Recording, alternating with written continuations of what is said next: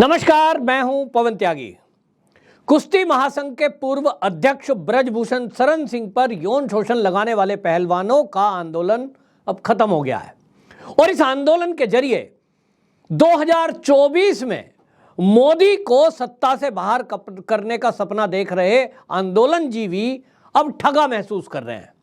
उनको लग रहा था कि इस आंदोलन में जिस तरह से वो कूदे थे, एक कहावत है, बेगानी शादी में अब्दुल्ला दीवाना, ये आंदोलन पहलवानों का था, लेकिन जिस तरह से इसमें खाप पंचायत आ गई, जिस तरह से इसमें राकेश टिकैत की टीम आ गई, जिस तरह से इसमें चंडूनी आ गए, जिस तरह से इसमें आम आदमी पार्टी कूदी, ममता बनर्जी कूदी, कांग्रेस वाले आए, यहां तक कि वामपंथी और डफली डफली गैंग भी आ गया। सबको अब इन पहलवानों ने दरकिनार कर दिया। और असल में दरकिनार हो भी क्यों ना, क्योंकि अब पहलवानों को खुद अपनी नौकरी और जेल जाने की चिंता सता रही है। आपको बता दूं, राकेश टिकैत ने 9 तारीख को बड़ा आंदोलन करने की घोषणा की थी और उन्होंने अल्टीमेटम सरकार को दिया था। हालांकि एक अल्टीमेटम 5 तारीख तक का दिया गया था, जब ये मेडल वापसी की बात चल रही थी, तब भी कहा गया था कि हम बड़ा आंदोलन करेंगे, लेकिन 9 तारीख को तक अगर ब्रजभूषण शरण सिंह को गिरफ्तार नहीं किया गया तो एक बड़ा आंदोलन करेंगे। अब उसके बाद जब ब्रजभूषण शरण सिंह गिरफ्तार नहीं हुए तो राकेश टिकैत से पत्रकारों ने पूछा, भाई आप तो कह रहे थे बड़ा आंदोलन करेंगे, क्या हुआ? आंदोलन तो खत्म हो गया, धरना प्रदर्शन खत्म हो गया, खिलाड़ियों ने तो नौकरी ज्वाइन कर ली। और एक जो पोक्सो एक्ट की बात आप कर रहे थे, जेल भेजने की, पोक्सो एक्ट में गिरफ्तारी क्यों नहीं हुई, कानून बदल दे केंद्र, आप चंद इस तरह के दावे कर रहे थे, वो तो एफआईआर वापस हो गई, इंडियन एक्सप्रेस में आ गया, टाइम्स नाउ, नव भारत ने उसकी कॉपी दिखा दी। अब तो उस लड़की ने एफआईआर वापस ले ली, क्योंकि कहीं ना कहीं पता चल गया कि तुम्हारे फर्जीवाड़े की पोल खुल गई है। जिस तरह से उस पोक्सो एक्ट लगवाने के लिए फर्जी सर्टिफिकेटों का सहारा लिया गया, उसमें यह पक्का था कि उस लड़की के पिता को 10 साल की कैद होती।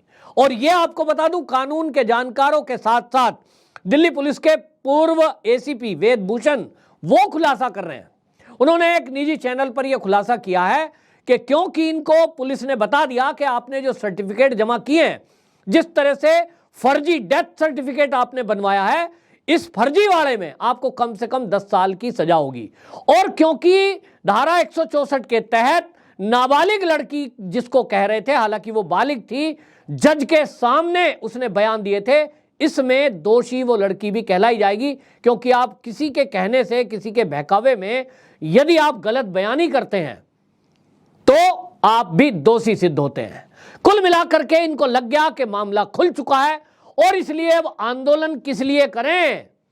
अमित शाह जी से जो सूत्र बता रहे हैं कि ये मीटिंग करके आए थे, उसमें मिलने गए और ये बात कर रहे थे ब्रजभूषण सिंह के गिरफ्तारी की, लेकिन कुछ चैनल इस बात को कह रहे हैं कि अमित शाह ने सीधा सीधा कह दिया कि ब्रजभूषण की चिंता छोड़ो, अपनी गिरफ्तारी की चिंता करो, क्योंकि तुम्हारे खिलाफ दिल्ली में एफआईआर दर्ज है जंतर मंतर पर बवाल करने के लिए।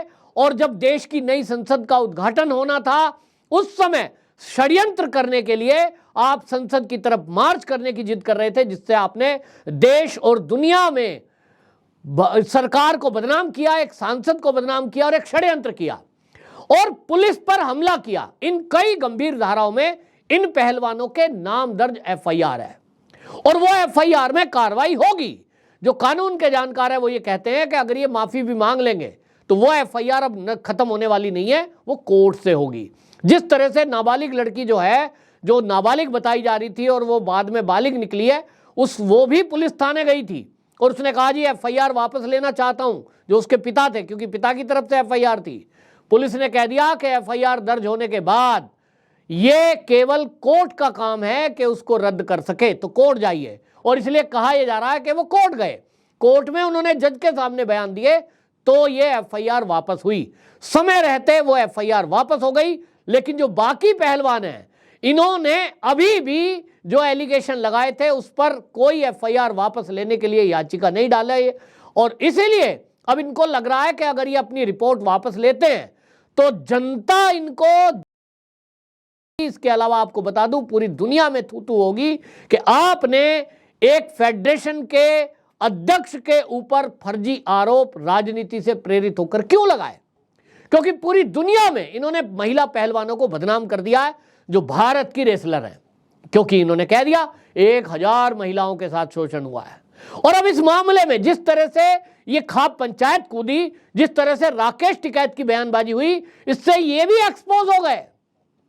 ये पहलवान एक्सपोज नहीं हुए हैं, एक्सपोज ये आंदोलन जीवी भी हुए हैं, जिसमें राकेश टिकैत की ये पोल खुल गई कि जिस तरह से ये हर आंदोलन में कूद जाते हैं, जिस तरह से हर मुद्दे पर ये बयानबाजी करते हैं, वाकई में जो नरेंद्र मोदी जी ने कहा था कि कुछ इस देश में आंदोलन जीवी हैं, उस समय शब्द को लेकर पूरा विपक्ष कह रहा था देखिए आंदोलन करने वालों का अपमान कर दिया और आंदोलन ये आंदोलन वो, मोदी जी ने कैसे कह दिया आंदोलन जीवी। अब पता लग रहा है कि जो मोदी जी कह रहे थे वो किनके लिए कह रहे थे। पूरे देश देख रहा है, पूरी दुनिया देख रही है कि वो कौन लोग हैं। सोचिए, ब्रजभूषण शरण सिंह दोषी है या दोषी नहीं है, ये कोर्ट तय करेगा, लेकिन ये खाप पंचायत या ये राकेश टिकैत क्या ये तय करेंगे कि ब्रजभूषण शरण सिंह पर आरोप है और इसलिए उठाकर जेल में डालो? दबाव की पॉलिसी करेंगे, प्रेशर बनाएंगे, और इस प्रेशर का नतीजा बताता हूं। हालांकि ये खाप पंचायत इकट्ठी हुई है, खाप पंचायत इकट्ठी हुई, अब जो पुलिस के सूत्र कह रहे हैं, दिल्ली पुलिस के, जो आपको बता दूं ये वेदभूषण जी ने बताया, जो पूर्व एसीपी हैं, उन्होंने कहा कि इसमें दिल्ली पुलिस ये मामला क्योंकि मीडिया में इन लोगों ने हाईलाइट किया इसलिए नहीं, इसलिए कि सुप्रीम कोर्ट गए ये भी कारण नहीं है। उन्होंने बड़ा खुलासा किया, उन्होंने कहा कि सुप्रीम कोर्ट कभी भी दिल्ली में एफआईआर के लिए कह ही नहीं सकता। ये तो सॉलिसिटर जनरल जब जो है इस केस की सुनवाई के लिए सुप्रीम कोर्ट में प्रस्तुत हुए तो उन्होंने कहा कि भाई दिल्ली पुलिस को कह देते हैं मामले को खत्म करने के लिए एफआईआर करा दे, क्योंकि शुरू से ये लग रहा था कि ये राजनीति से प्रेरित ये आंदोलन कर रहे हैं और इसलिए एफआईआर हो गई। पूर्व एसीपी का कहना है, और जो अब हमें भी लगता है, आप में से भी जो कानून की जानकार हैं वो इस बात को समझें कि ये जो नाबालिग लड़की बताई जा रही थी, हालांकि वो एफआईआर वापस हो गई है, लेकिन उसने घटना जो लिखी थी वो रांची की लिखी थी, और अगर रांची की घटना लिखी जा रही है झारखंड राज्य की, तो उस मामले में दिल्ली में एफआईआर दर्ज नहीं हो सकती।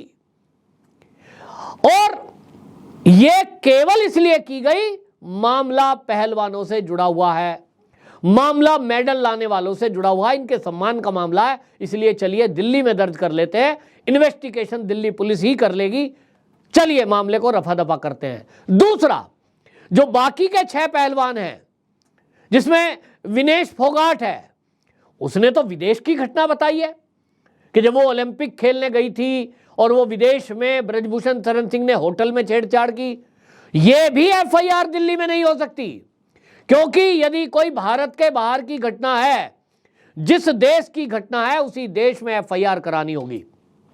भारत में एफआईआर कैसे हो सकती है?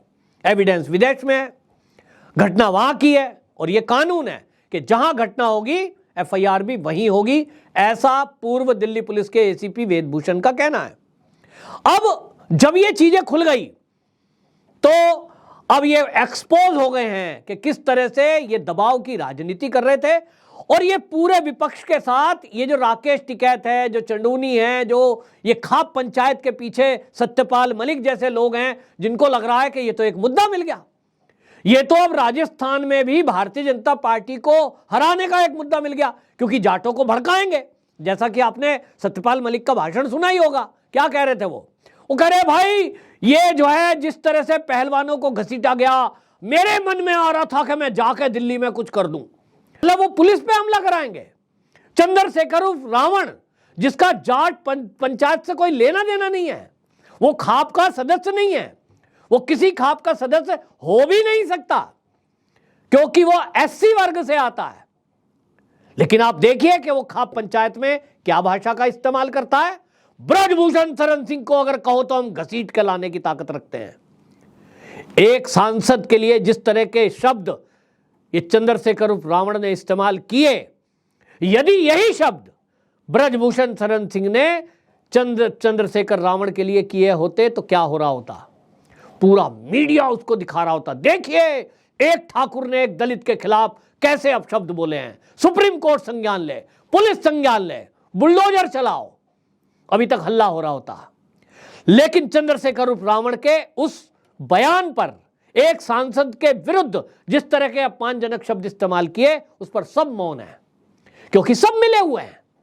सबको लग रहा था कि 2024 में मोदी को हराने के लिए एक बहाना मिल गया है, क्योंकि ब्रजभूषण शरण सिंह ये बीजेपी के सांसद है, तो बीजेपी के सांसद है, मुद्दा मिल गया और पूरी बीजेपी को हम कहेंगे कि ये तो महिला विरोधी है।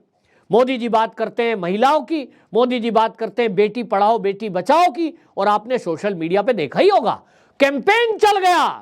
मोदी जी तो बात कर रहे हैं बेटी पढ़ाओ बेटी बचाओ की, राहुल गांधी ट्वीट कर रहे हैं, उनके प्रवक्ता टीवी पर बोल रहे हैं, लेकिन महिलाओं की रक्षा नहीं करेंगे, महिलाओं की इज्जत की रक्षा नहीं करेंगे। राहुल गांधी ने ट्वीट किया। इनको तो लग रहा था कि यह मुद्दा मिल गया 2024 में मोदी को हराने के लिए, और इसलिए इस मुद्दे को खत्म मत होने दो। लेकिन ये तो अमित शाह जी ने इन पहलवानों को आईना दिखा दिया। जब ये अमित शाह से मिलने गए ना, साक्षी मलिक, विनेश फोगाट, बजरंग पुनिया, ये जब मिलने गए, एक खुलासा कर दिया अमित शाह ने, आईना दिखा दिया, देखिए आपका सब फर्जीवाड़ा पुलिस के पास है। आपने एक सांसद के खिलाफ, फेडरेशन के अध्यक्ष के खिलाफ एक षड्यंत्र किया है, और यह पूरी जानकारी पुलिस के पास है। अब आप तैयार हो जाइए। दूसरा, आपकी नौकरी भी जाएगी, क्योंकि सरकारी नौकरी होते हुए आपने बिना वहां परमिशन के दिल्ली में हंगामा किया, दिल्ली में आंदोलन किया, आपने बिना छुट्टी लिए ये जो आंदोलन किया है, इसमें अनुशासनात्मक कार्रवाई होगी, तो नौकरी भी जाएगी। और इसीलिए ये पहलवान भगे भगे गए और नौकरी ज्वाइन कर ली। कार्रवाई तो अब भी होगी, क्योंकि अब बेशक रेलवे कार्रवाई ना करे, हो सकता है पहलवान है, मेडल लाए हैं, ये जो नैरेटिव चल रहा है इसके कारण कुछ छूट मिल जाए, लेकिन दिल्ली पुलिस की जो महिला पुलिसकर्मी है और बाकी पुलिसकर्मियों पर हमला करना, कानून का उल्लंघन, धारा 144 का उल्लंघन, सरकारी संपत्ति को नुकसान, ये जो कई गंभीर धाराओं में एफआईआर दर्ज है, इसमें तो कार्रवाई होगी। कार्रवाई होगी तो जेल भी होगी, और जेल होगी तो नौकरी जाएगी, ये कहा जा रहा है।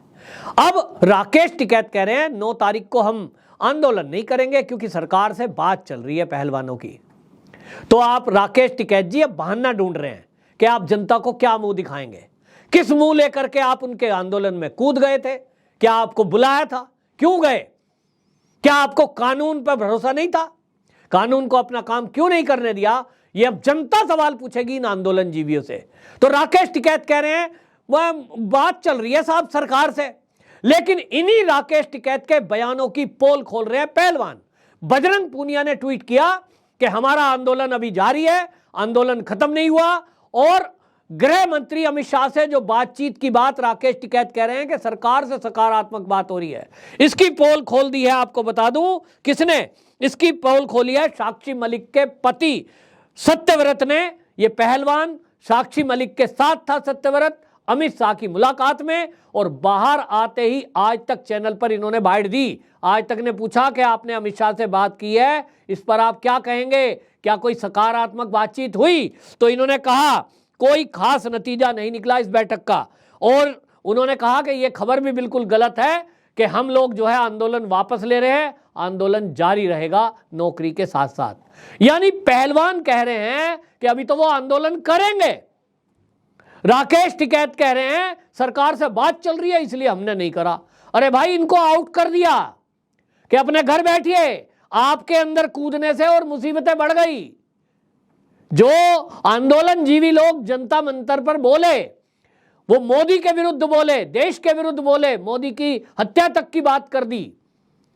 और बजरंग पूनिया ने खुद एक बड़ी सभा में कहा हम सिर झुका भी सकें तो सिर काट भी सकें। ये शब्द उनका पुलिस के पास है कि आप किसका सिर काटने की बात कर रहे हो, क्या ब्रजभूषण शरण सिंह को हत्या की धमकी दे रहे हो। इन सब केसों पर पुलिस संज्ञान लेगी। कुल मिलाकर इस धरने प्रदर्शन के पीछे जो आंदोलन जीवी थे, उनके मंसूबे पूरी तरह विफल हो गए, उनका सपना टूट गया। 2024 में मोदी को हराने के लिए जिस मुद्दे को लेकर ये चलना चाह रहे थे, टिकैत और टिकैत गैंग, इन सब को अब जो है अब नया मुद्दा कोई उठाना पड़ेगा, उसके लिए दिमाग लगा रहे होंगे। बहरहाल पहलवानों के मुद्दे पर पहलवान गिरते दिखाई दे रहे हैं, वही आंदोलनजीवी पूरी तरह एक्सपोज हो गए हैं। आपकी क्या राय है? कमेंट बॉक्स में जरूर बताएं। वंदे मातरम।